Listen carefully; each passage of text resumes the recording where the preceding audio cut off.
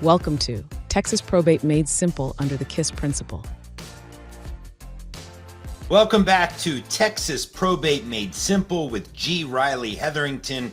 Riley helps Texas families navigate probate without unnecessary stress, confusion, or court time. I'm John Lieberman, and in this episode, we will walk you through exactly what to bring to your first meeting with a probate attorney and why it matters. This is episode 2, what to bring to your first probate consult. Riley, nice to see you again. Good to see you, John. You're the perfect person to answer this question, and that is, why is that first probate consult so very important for the client and for the attorney? Well, I think since in our first episode, we in general talked about some significant things that occur in the probate process that's just begun. And I think I further stress the need for the keep it simple, stupid approach that will help in anything with your first meeting and first encounter with the system and who you choose to help you through that system. So let's do it real quick. K stands for no. Know that you will be stressed out. I think we talked about that in the first session, not only about the painful loss of life, but also discussing new terms and procedures that most people are not familiar with. I, investigate. Investigate the professionals that will assist you. Vetting those professionals, I can't tell you how important that is. Of course, there's all kinds of tools to do that these days. From every social media type platform, but I find that personal recommendations from your close friends and family that may have had to deal with probate issues and wills and inheritance is probably a good place to start. But whatever you do, make sure that you have done a bit of investigation and due diligence in trying to find out who will be taking your money and also giving you information and directions as you move through the system. So S, the first S, specify. In that meeting with those people and your professionals, specify that you want clear direction and understanding of the road forward. You don't want to leave that meeting with a lot of questions. That's the time to ask questions. That's the time to start asking for clarification. And if you do that, it will not only help you, but it will help the lawyer and any professional that's working with the lawyer moving forward. And finally, the final S is select the professional that you have vetted. And after that meeting and your investigation and your clear understanding and direction to them, select that individual, firm, etc., that you want to utilize that has been properly vetted so that you can feel comfortable that you've got the best advice, the clear understanding, and the best direction forward. So if you follow that KISS principle, it's going to make that first meeting not only meaningful, but also very significant moving forward for not only you, but also the professionals you'll be working with. Yeah, very good explanation. I want to break it down, Riley, between those whose loved ones had a will and those who didn't have a will. So let me start with the first one. What document should somebody bring if their loved one did indeed have a will? In Texas, we start with the premise that if a will exists, you should try to locate and have the original will. And that's for the purpose, based on all the Texas law and Texas case law that have been developed, that if an original will cannot be located, then it is presumed not to exist or have been destroyed during a person's lifetime. Now, that's not always true. You can probate a copy, but it's much more difficult and expensive to do so. So in the original documents to bring with you, you should try to find and bring with you the original will. And if you cannot locate the original will in the area where where the person has kept their important papers, try to find out if they have a safety deposit box, which is a place that a lot of people, especially if they have written wills several years from the time that they pass away earlier, try to find that safety deposit box information as well as a key to that safety deposit box. And that I would bring with you to your first meeting if there is a will involved. So if there's not a will, Riley, obviously you won't be bringing the will.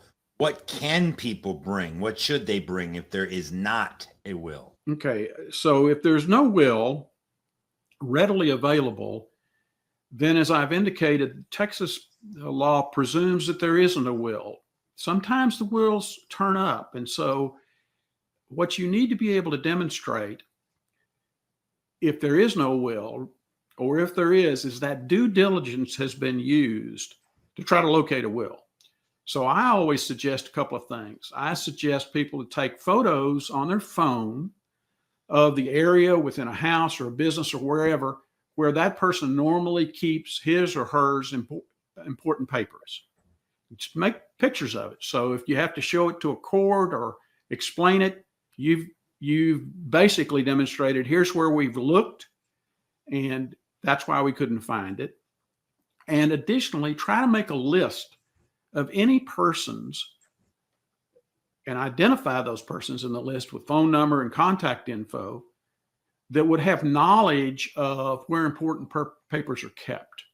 Because quite often, an administrative assistant, a close friend, et cetera, may know about where papers are, especially with folks that go to work every day, that you may not know of if you're the surviving spouse or the person responsible for finding the original will.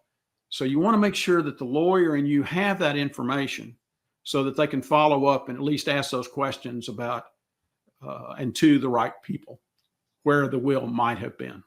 Interesting. What about documents? So are there financial records, for example, that should be gathered in advance, or real estate documents, or documents about, debts or creditors? What sorts of documents do you need to be aware of and potentially bring? Well, I have several clients that would like to bring me 20 years of tax returns when they meet for the first meeting. I try to discourage that a bit. But seriously, as far as financial records, if you can put your hands on the tax returns for the last 2 years, along with any financial institution records, banks, any kind of financial advisors that are used or companies for the last 6 months, that's very helpful, because then you start tying down not only the assets that the estate might have controlled by the will, but also those non-probate assets that we were talking about. And so those need to be obtained. As far as real estate, which normally makes up a large part of a person's assets when they pass away, you definitely want to try to find deeds, any mortgages, which are called deeds of trust if you're searching through, or any purchase agreements. And quite often that's kept kind of together by an individual, and you want to gather those up because those become very important again from a moving forward standpoint. So those are the main documents. Then it comes to bills, and there are actually some folks, a vast majority of people that I represent, that have lots of credit cards. And so you're going to want to get credit card records for the last 6 months. If there are any kind of purchase agreements for the vehicles that they drive, any of that kind of thing that is recent, where we can pull account numbers off of and actually communicate with those potential lenders, that needs to be obtained and brought with you. So I'm curious, Riley, about something that I was just thinking about. I think 20 years ago, 25 years ago, right, most everybody had paper copies of everything and sort of printed out everything, or it came in the mail. These days, I feel like so much is stored digitally. It's in the cloud. It's in somebody's email.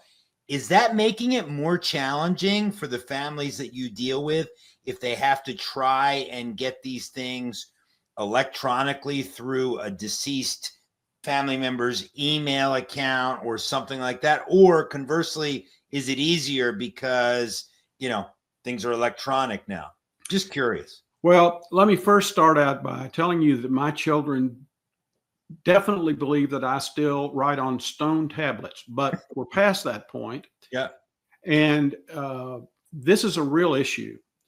And part of, for instance, the wills that I prepare, I have a provision that deals with digital assets and the handling of digital assets. And so many passwords, so much of that information is protected that I really suggest folks to have ongoing lists with respect to access to those digital assets, and someone that has a copy of it, just from a planning standpoint. But if none of that exists, a great deal of expense can be spent on professionals to be able to access that information. But I think you have to start with whatever paperwork you can find. And quite often that paperwork will include cryptic notes made by the person about their various accounts. I realize there's a very famous movie going on now about stealing of the passwords for cryptocurrency. Mm-hmm. And so I think that it's going to become worse and worse and worse. And I wish I had a better recommendation to folks as to how to store it all in one place, but then you run into the issue of security if somebody gets it. Because with all of the cryptocurrency, once you have it, you've got access to it. So I think a system needs to be developed by the person to make sure that's safeguarded and have that reduced in some form to writing and held like an original will in a place of safekeeping, a safe at home, or if they want to use a safety deposit box. I think that's the only way you can assure that something's not missed. Great advice. Great advice. So many new issues to tackle in this digital world. Is it helpful for people to bring a family tree or a list of heirs to this first meeting? Becomes vitally important if there's no will, because we'll be talking later about an heirship proceeding, which is part of the probate process dealing with the fact there is no will. And it starts with finding out who the family tree members are of a person who's passed away, both upside from their parent standpoint down to the children and that. And that's vitally important. And again, that creates a lot of expense if it doesn't exist, because you have to sometimes get certified genealogists to actually create that. So if there are affidavits of heirship that have been filed, if there are records from previous estates of the parents or the grandparents, that helps a lot. But yes, you definitely need that information if there's no will. And Riley, before we let you go for this episode, can you just talk us through what happens during that first meeting, and then what happens? What can clients expect afterwards? If you have followed the KISS steps that we talked about earlier in this episode and followed those closely, a formal engagement agreement will need to be prepared with your lawyer. That formal engagement needs to be detailed as far as cost, what's going to be done, estimated time periods, because the lawyer needs to be formally engaged with the written agreement to protect both sides of their relationship. So that will need to be done. And secondly, a formal communication channel needs to be set out. How and under what circumstances are you going to speak and communicate with your lawyer? Is it going to be just through emails? Is it going to be just through texts? Is it going to be horse and buggy like my children think that I still utilize, and Wells Fargo carriages that pass through the West? But seriously, that communication channel, as well as who is going to be on the lawyer's end of the communication channel and who's going to be on the client's end of the communication, so that everybody keeps informed going forward.